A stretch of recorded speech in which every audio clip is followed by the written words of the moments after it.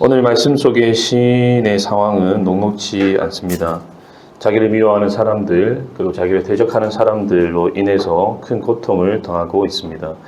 오늘 말씀 속의 시인은 일반적으로 우리가 겪는 것처럼 소수의 사람들에게 공격을 받는 그런 상황이 아니라 다수의 사람, 그것도 어마어마하게 많은 사람들에게 생명의 위협을 느낄 정도로 공격을 받고 있습니다. 더 정확하게 이야기하면 한 나라의 군대에게 지금 쫓기는 상황인 것이죠. 1절을 보시면 여호와의 나의 대적이 어찌 그리 많은지요 일어나 나를 치는 자가 많으니이다. 아시다시피 시편 3편은 다윗의 시입니다. 이 시는 시의 표제에서도 나와 있듯이 다윗이 자신의 아들 압살롬의 쿠데타를 피해서 달아날 때의 역사적 배경으로 하고 있습니다. 적궁도 아니고 자신의 신하도 아닌 자신의 몸에서 나온 친자식이 반란을 일으켜 자신을 죽이려고 달려드는, 어떻게 말하면 굉장히 비극적인 그런 상황인 것이죠. 거기에다가 자신을 대적하는 사람들은 시간이 지나갈수록 눈덩이처럼 계속해서 불어나고 있습니다. 아직까지만 해도 자신에게 충성했던 신하들, 그리고 모사들, 장군들도 자기에게 등을 돌리고 압살롬의 반역에 가담하고 있고, 압살롬의 계략으로 인해서 민심도 다윗에게서 돌아선 상황입니다. 다윗의 곁에는 최측근들만 남아서 다윗의 도피기를 함께하고 있습니다. 하지만 무엇보다도 다윗을 정말로 고통스럽게 하고 힘들게 했던 것은 대적들의 이러한 말 때문이었습니다. 2절입니다. 많은 사람이 나를 대적하여 말하기를 그는 하나님께 구원을 받지 못한다 하나이다. 그는 하나님께 구원을 받지 못한다. 하나님도 다윗을 버렸다. 다윗의 시대는 이제 끝났다라는 대적들의 악담이었습니다. 사실 오늘 말씀의 배경이 되는 이 압살롬의 반란은 다윗이 그냥 억울하게 아무런 이유 없이 당하는 그런 사건은 아니었습니다. 성도님들도 잘 아시는 그 다윗과 밧세바의 스케틀 사건. 다윗이 밧세바와 간음하고 이를 덮기 위해서 충신 우리아를 죽여버린 사건이죠. 그 무서운 죄에 대한 하나님의 징계이자 심판이 바로 이 압살롬의 반란 사건으로 나타난 것입니다. 다윗은 나단 선지자가 찾아와서 자신의 간통죄와 살인죄를 지적했을 때 온 이스라엘의 백성들이 다 알도록 공개적으로 회개를 했습니다. 다윗은 정말로 철저하게 회개를 했죠. 어찌되었든 다윗의 공개 회개로 인해서 이스라엘 사람들은 거의 대부분 다윗의 치부를 잘 알고 있었습니다. 그리고 몇몇 사람들은 나단 선지자가 범죄한 다윗에게 찾아왔을 때 그가 했던 예언, 너의 죄로 인해서 가족들 간의 칼부림이 너의 집에서 떠나지 않을 것이다 라는 그런 예언도 들어서 잘 알고 있었을 것입니다. 그래서 다윗의 대적들은 압살롬의 반란이 다윗을 향한 하나님의 심판이다라고 생각했습니다. 하나님께서 기름 부어 세운 왕이라는 사람이 간통죄에 살인죄까지 저지르다니 하나님도 다윗을 버리신 것이 분명하다. 그는 하나님께 구원을 받지 못할 것이다. 이제 다윗의 시대는 끝났어 라는 것이죠. 이 말이 다윗의 마음에 비수처럼 꽂혔을 겁니다. 여러분들 왜 그랬습니까? 맞는 말이거든요. 부인할 수 없는 사실이기 때문입니다. 압살롬의 반란은 다윗 자신의 극악무도한 죄에 대한 하나님의 정당한 심판이자 징계였기 때문에 하나님께서 다윗을 구해 주시지 않고 압살롬을 통해 죽이신다 할지라도 사실 다윗에게는 할 말이 없었습니다. 그래서 여러분들 다윗이 그 압살롬을 피해 도망을 갈 때에 신무이라는 사람이 계속해서 따라오면서 다윗을 향해서 피를 흘린 자여 떠나라 망해라 라고 하면서 이렇게 저주를 했지만 다윗이 어떻게 했습니까? 그냥 가만히 놔두라고 그렇게 이야기하지 않습니까? 다윗도 자신이 저지른 잘못을 알았기 때문에 할 말이 없었던 것입니다. 여러분, 지금 우리에게 일어나는 불행한 사건과 비극들이 내가 저지른 죄 때문은 아닐까라는 그런 생각이 들 때에, 어떻게 말하면 죄책감과 자책감이죠. 이런 생각이 들 때 우리의 마음은 더욱더 낙심이 되고 좌절 가운데 휩싸이게 됩니다. 우리가 과거에 잘못 살았던 것들, 실수했던 것들, 그리고 불순종했던 것들을 생각하면 참 부끄럽고 고개를 들지 못하게 되는 것이 사실입니다. 그리고 왠지 내가 지금 이렇게밖에 살지 못하는 것이, 그리고 이렇게 어려움을 당하는 것이 과거에 내가 지었던 죄 때문은 아닌가 하는 그런 죄책감과 자책감이 들기도 한다는 것이죠. 다윗이 대적들로부터 그는 하나님께 구원을 받지 못한다라는 말을 들었을 때 다윗의 마음도 아마 이와 같았을 것입니다.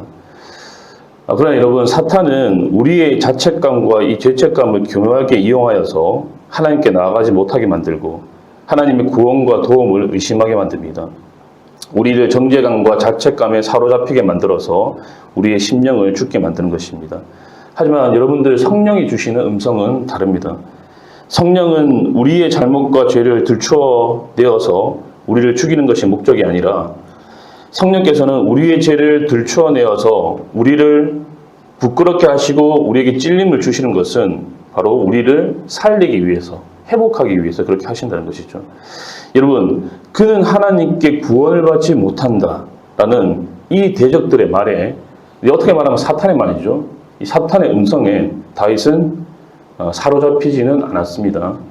다윗은 믿음의 눈을 들어 하나님을 바라봅니다. 자신을 살리는 그 성령의 음성에 귀를 기울였다는 것입니다. 이거 3절입니다. 여호와여, 주는 나의 방패이시요 나의 영광이시요 나의 머리를 드시는 자이시니이다. 여러분들, 3절의 그 원어를 보시면 여호와여라는 단어 앞에 그러나라는 접속사가 들어갑니다. 이 한글 성경에는 빠져 있는데, 그러니까 원래대로 이제 번역을 하면은 이런 것이죠. 그러나 여호와여, 주는 나의 방패이시요라는 말이 됩니다. 사실 이 그러나는 빠지면 안 되는 굉장히 중요한 접속사입니다.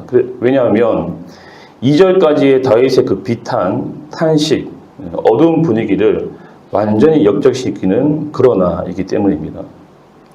자, 이 그러나부터 다윗은 대적들의 신랄한 공격 앞에서 눈을 돌려 하나님을 바라보기 시작합니다.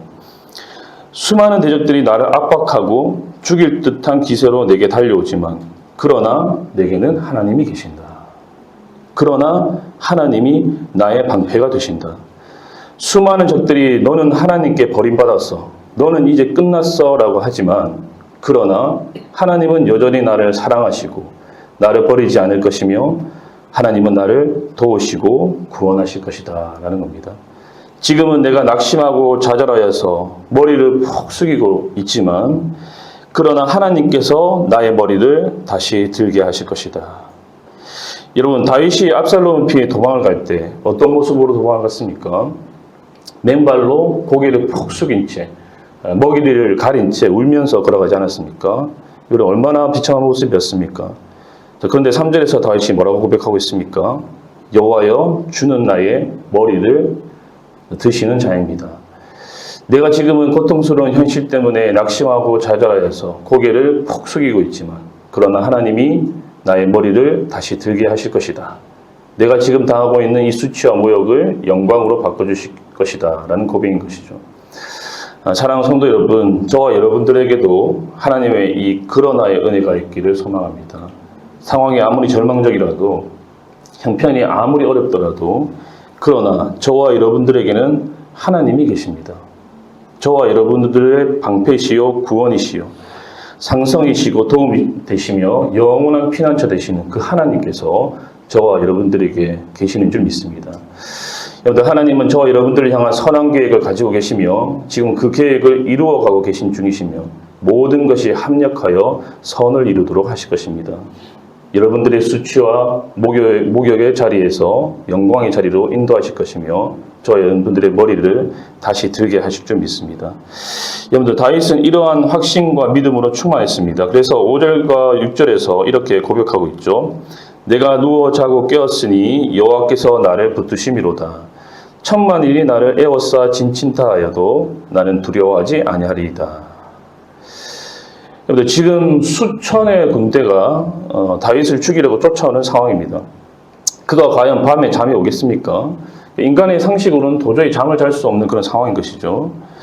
여러분, 그 소련의 스탈린 다들 아실 겁니다. 이 스탈린이 밤에 잠을 잘 때에 그 암살의 두려움 때문에 그 8개의 방을 만들어 가지고는 그 잠을 잘 때 그 중에 한 방에 아무도 모르게 들어갔다고 합니다. 임의로. 왜냐하면 자기를 죽이려는 암살자들이 자기가 어디서 자는지 모르도록 하기 위해서 임의로 그 방 중에 하나에 들어가서 잤다고 그래요.